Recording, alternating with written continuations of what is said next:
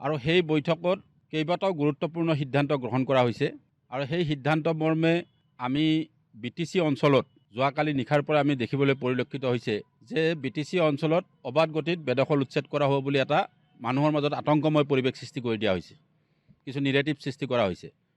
গতিকে আমি এই ক্ষেত্ৰত BPF দল আৰু চৰকাৰৰ তৰফৰ পৰা আমি স্পষ্ট কৰিব বিচাৰিছোঁ যে BTCত কোনো ধৰণৰ উচ্ছেদ নহয়।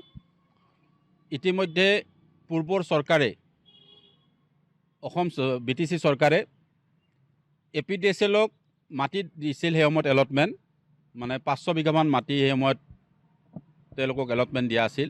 ইতিমধ্যে ৰাজ্য চৰকাৰে APDCLক সেই মাটিখিনি হস্তান্তৰ কৰিবৰ কাৰণে এখন পত্ৰ প্ৰেৰণ কৰিছে BTC চৰকাৰলৈকে আৰু BTC চৰকাৰে সেই পত্ৰৰ জৰিয়তে প্ৰায় 900 বিঘা মাটি BTCক APDCLক দিয়াৰ কাৰণে কোৱা হৈছে।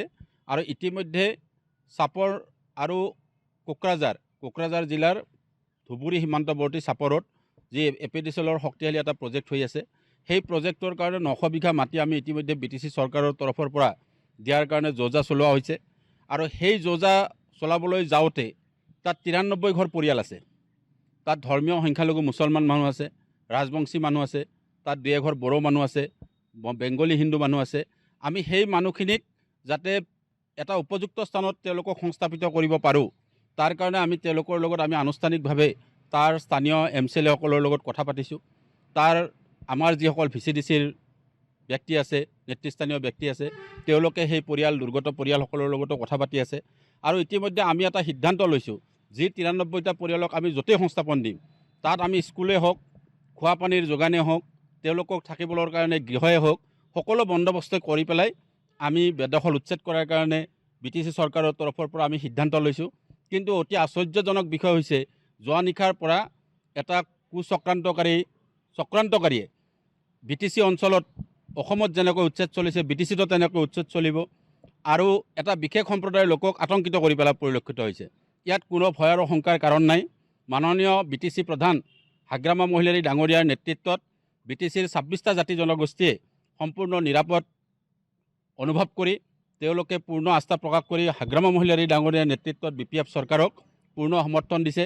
আৰু ইতিমধ্যে ৰাজ্যৰ দক্ষ আৰু গতিশীল মুখ্যমন্ত্ৰী ডক্টৰ হিমন্ত বিশ্ব শৰ্মা ডাঙৰীয়াই আমাৰ BTC প্ৰধান হাগ্ৰামা মহিলাৰীক সম্পূৰ্ণ BTC চলোৱাৰ কৰ্তৃত্ব প্ৰদান কৰিছে। ইতিমধ্যে আপোনালোকে জানি ভাল পাব, BTCৰ প্ৰায় 19টা বিভাগ ক্ষমতাহীন হৈ পৰিছিল পূৰ্বৰ চৰকাৰৰ দিনত। মুখ্যমন্ত্ৰী ডক্টৰ হিমন্ত বিশ্ব শৰ্মা ডাঙৰীয়াই হাগ্ৰামা মহিলাৰী চিফ হোৱাৰ লগে লগে সেই 19টা বিভাগ সম্পূৰ্ণ ঘূৰাই দিছে ক্ষমতা। আৰু ইতিমধ্যে BTC উন্নয়নৰ কাৰণে ডক্টৰ হিমন্ত বিশ্ব শৰ্মা ডাঙৰীয়াই 1000 কোটি টকাৰ পেকেজ ঘোষণা কৰিছে। আমি ইতিমধ্যে কোকৰাঝাৰৰ মূল ৰাষ্ট্ৰীয় ঘাইপথৰ পৰা কাৰিগাঁও পইণ্টৰ পৰা কোকৰাঝাৰ চহৰলৈকে যোৱাৰ কাৰণে আমি 3খন উৰণীয়া সেতুৰ কাৰণে আমি DPR প্ৰস্তুত কৰিছোঁ। ইতিমধ্যে আপোনালোকে আমাৰ ইয়াত বেকী নদীৰ ওপৰত বাৰাপেটা সংযোগী কৰি পেলাই প্ৰায় 352 কোটি টকাৰ এখন দলং নিৰ্মাণৰ কাৰণে আমি প্ৰাকলন ইতিমধ্যে আমি প্ৰস্তুতি চলাই আছোঁ বিভাগীয়ভাৱে। গোসাইগাঁৱত এখন উৰণীয়া সেতু নিৰ্মাণৰ কাৰণে প্ৰস্তুতি চলোৱা হৈছে। আৰু ইস্কনৰ এটা 30 কোটি টকাৰ আমি মন্দিৰ মথনগুৰি পৰিষদীয় সমষ্টিত নিৰ্মাণৰ প্ৰস্তুতি চলাইছোঁ 1000 কোটি টকাৰে। আৰু ইতিমধ্যে যোৱাকালিৰ PMBৰ বৈঠকত আমাৰ সিদ্ধান্ত হৈছে যে যিসকল 10ম শ্ৰেণীত অধ্যয়নৰত হৈ আছে বা একাদশ শ্ৰেণী বা দ্বাদশ শ্ৰেণীত যিসকল ছাত্ৰ ছাত্ৰী অধ্যয়ন কৰি আছে BTCত, আমি BTC দল আৰু চৰকাৰৰ তৰফৰ পৰা আমি তেওঁলোকক ফ্ৰী কোচিং, গ্ৰীষ্মকালীন ফ্ৰী কোচিং দিয়াৰ কাৰণেও আমি সিদ্ধান্ত গ্ৰহণ কৰিছোঁ যোৱাকালি PMBৰ মিটিঙত। আৰু যোৱাকালি PMBৰ মিটিঙত আৰু এটা গুৰুত্বপূৰ্ণ সিদ্ধান্ত গ্ৰহণ কৰা হৈছে যে আমি অসমত যেনেকৈ ভিজিলেন্স কমিটি আছে, চিএম ভিজিলেন্স কমিটি বা চেল, ঠিক তেনেকৈ আমি BTCত এখন প্ৰাক্তন EM, প্ৰাক্তন MCLA আৰু প্ৰাক্তন বিধায়কসকলক লৈ পেলাই দুৰ্নীতি নিবাৰণৰ কাৰণে এটা বিশেষ কোষ গঠন কৰাৰ কাৰণে আমি যোৱাকালি PMBৰ মিটিঙত সিদ্ধান্ত লৈছে। ইতিমধ্যে হাগ্ৰামা মহিলাৰী ডাঙৰীয়াৰ নেতৃত্বত প্ৰতিজন MCLA, প্ৰতিজন EM, প্ৰতিজন বিধায়কে আৰু মিত্ৰজোঁটৰ বিধায়কসকলেও, BJPৰ বিধায়কসকলেও ইতিমধ্যে সমিলমিলেৰে BTC উন্নয়নৰ কাৰণে কাম কৰি আছে। যিসকলে এই অপপ্ৰচাৰ চলাইছে, এই অপপ্ৰচাৰ বন্ধ কৰিবৰ কাৰণে মই সংশ্লিষ্ট সকলোকে অনুৰোধ জনাইছোঁ আৰু ৰাজ্যৰ সংবাদ মাধ্যমলৈ মই বিনম্ৰ আহ্বান জনাইছোঁ যাতে এই অপপ্ৰচাৰৰ জৰিয়তে BTCত থকা শান্তি সম্প্ৰীতি বিনষ্ট হ'ব নালাগে।